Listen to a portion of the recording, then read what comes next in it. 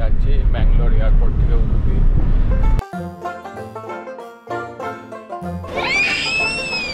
Backwater side. আজকে 15ই August স্বাধীনতা দিবস। আমরা যাচ্ছি এখন ব্যাঙ্গালোর এয়ারপোর্টের দিকে। আমাদের 9:25 করে ফ্লাইট রয়েছে। গিয়ে দেখি এয়ারপোর্টেতে কিছু ব্রেকফাস্ট করবো।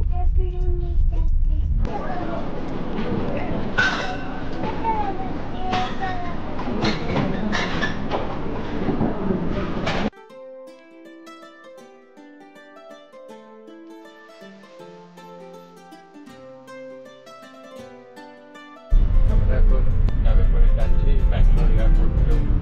এখন এখান থেকে 1 ঘন্টার মতো লাগবে ব্যাঙ্গালোর থেকে যেতে। এখানে চকলেট খাচ্ছে।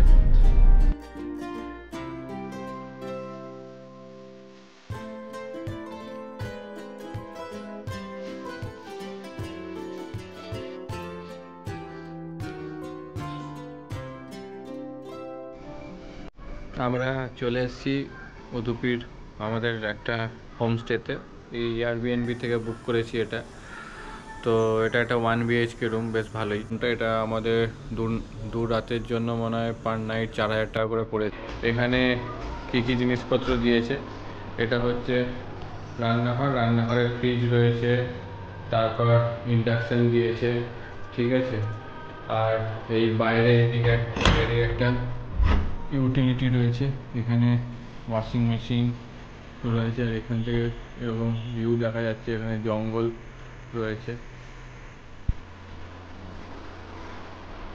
আর এখানে এরকম টিভি রয়েছে, সোফা, টেবিল, বসার জায়গা। এখানে একটা বেসিন দিয়েছে হ্যান্ড ওয়াশের জন্য। আর এদিকে বেডরুম রয়েছে, এখানে এসিও রয়েছে, একটা কুইন সাইজের বেড দিয়েছে, ভালোই কমফোর্টেবল। আর একটা আলমারিও রয়েছে এখানে জামা কাপড় রাখার জন্য। এদিকে সাইড টেবিল সব রয়েছে। আর বাথরুমটা ভালোই পরিষ্কার। আর গিজারও রয়েছে। আমরা 6:30 করে বেরোবো।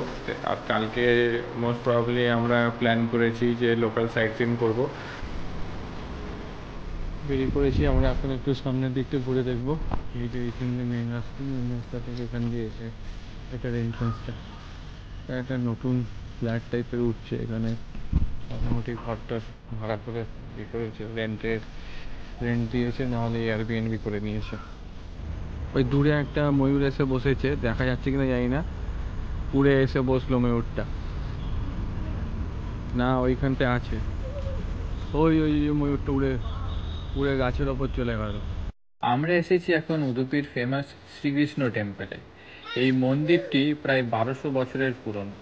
বহু মানুষ উদুপিতে আসেন শুধু এই মন্দিরে শ্রীকৃষ্ণের দর্শনের জন্য। এই মন্দিরের সাথে জড়িয়ে রয়েছে অনেক ইতিহাস, তাই উদুপি আসলে এই মন্দির দর্শন অবশ্যই রেকমেন্ডেড।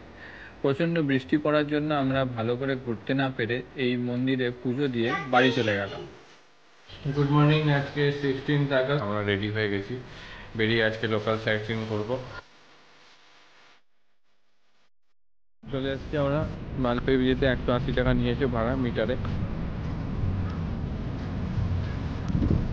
জাল দিয়ে ঘিরে দিয়েছে সেটাকে, এখানে সামনে নামা যায় না। তো আগের বার যখন এসেছিলাম তখন এখানে নামা যাচ্ছিল, এইসব জালগুলো ছিল না। মনে হয় এখানে বর্ষার জন্য জাল ইয়ে করে দিয়েছে। আর সামনে সমুদ্র পরিষ্কারের কাজ চলছে।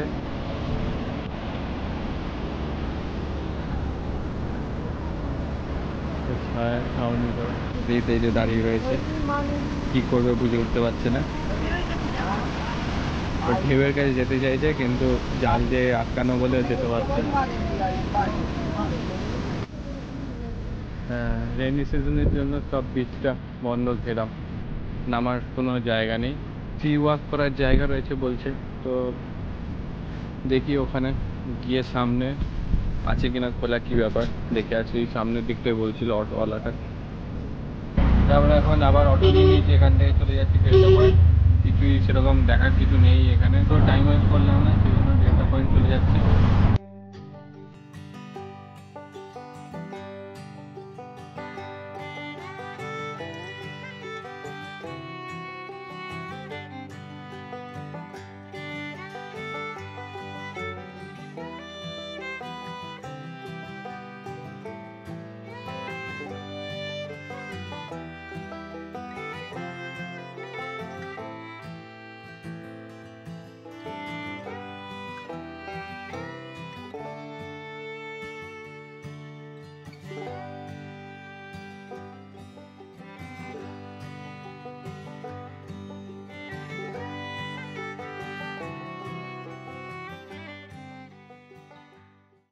চলে এসেছি আমরা এখন ডেল্টা পয়েন্টে। তো এখানে ট্যাক্সি অটো স্ট্যান্ড নেই, অটোওয়ালা ওয়েট করছে আমাদের আসতে 10 কিলোমিটারের মতন মালপি বিচ থেকে। 230 টাকা দেখলাম মিটারে রয়েছে লেখা। তো এখানে এখন সমুদ্রের দিকে যাচ্ছি, এটাই এন্ড জায়গাটা এরকম, সামনে সমুদ্রের দিকটা আর পেছন দিকে ব্যাকওয়াটার রয়েছে।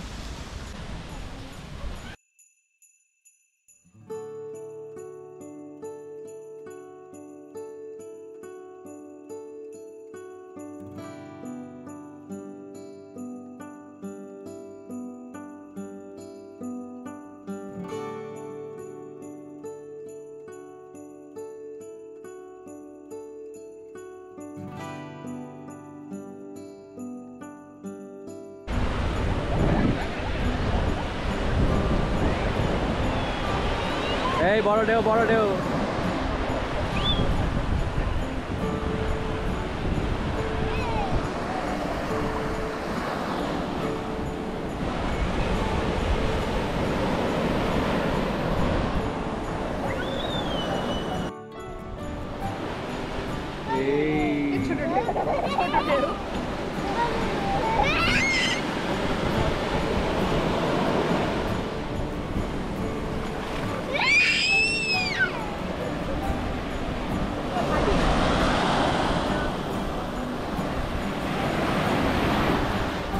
তো আমাদের ডেল্টা পয়েন্টের এই দিকটা ঘোরা হয়ে গেছে। এখানটায় বেশ ভালোই ছোট্ট একটা বিচের মতন রয়েছে। আমরা জলের কাছে নামতে পেরেছি, হৃদ জলেতে নেমে খুব খুশি হয়েছে।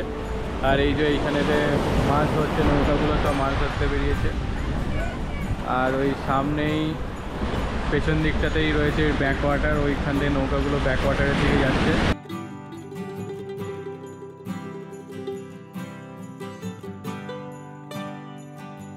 এটা হচ্ছে ব্যাকওয়াটারের সাইডটা আমরা এসেছি। এখানে খুব সুন্দর এই জায়গাটা, ছোট্ট একটা বিচের মতো। আর ওই দূরে সব শিপ নৌকাগুলো মাছ ধরে নিয়ে যাচ্ছে ওখানে। এই যে আরেকটা নৌকা যাচ্ছে এখন এখানে।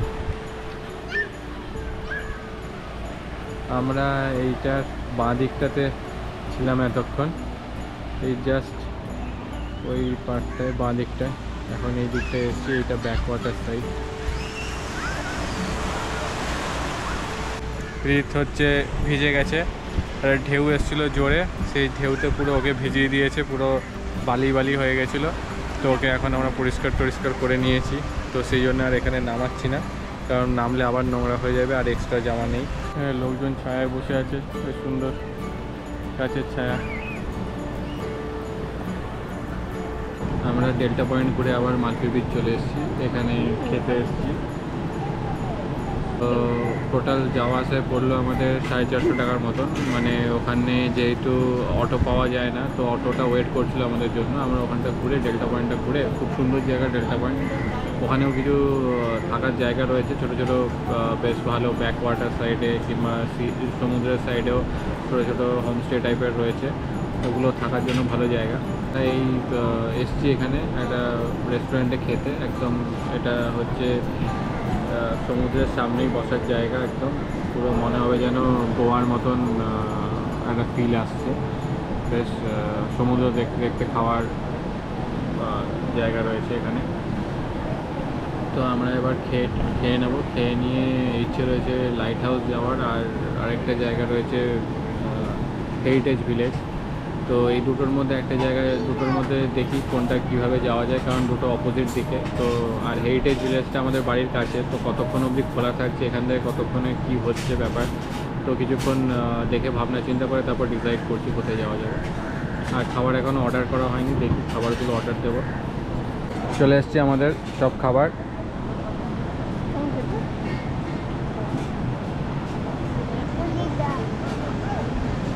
Pomfret tawa fry,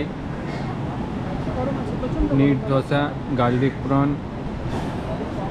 chicken, paratha সব চলে এসছে। খেয়ে নিই, দেখি খেয়ে কীরকম লাগছে খাবার। শুনেছিল মোটামুটি ভালোই খেতে। চলে এসছি আমরা হেরিটেজ ভিলেজে। এইখানেতে সব সুন্দর সুন্দর হেরিটেজ বাড়ি রয়েছে।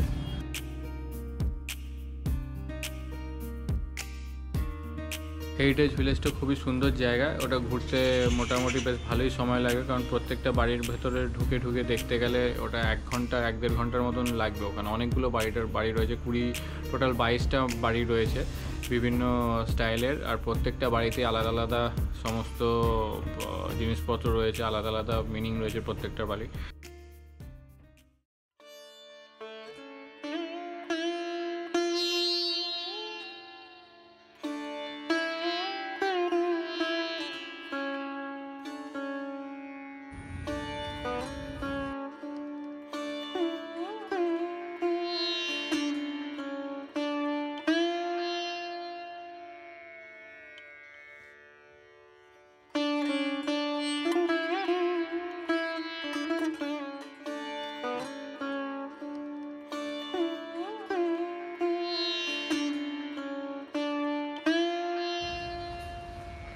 এখানে পুরোনো দিনের গাড়িও রয়েছে।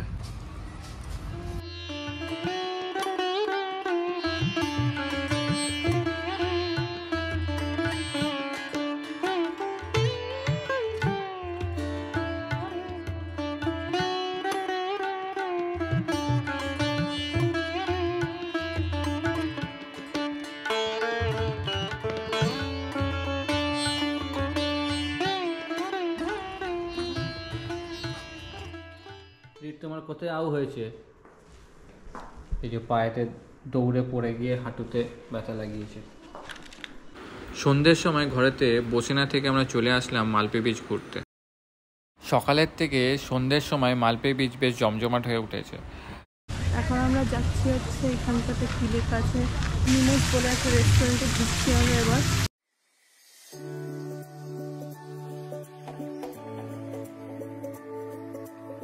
এই রেস্টুরেন্টের ওপরে খুব সুন্দর বসার জায়গা রয়েছে, এখান থেকে মালপে বিচের ভিউটা খুবই সুন্দর লাগছে।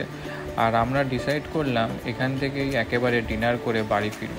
আমাদের রাতের ডিনার কমপ্লিট হয়ে গেছে, মোটামুটি খাবার ভালোই ছিল।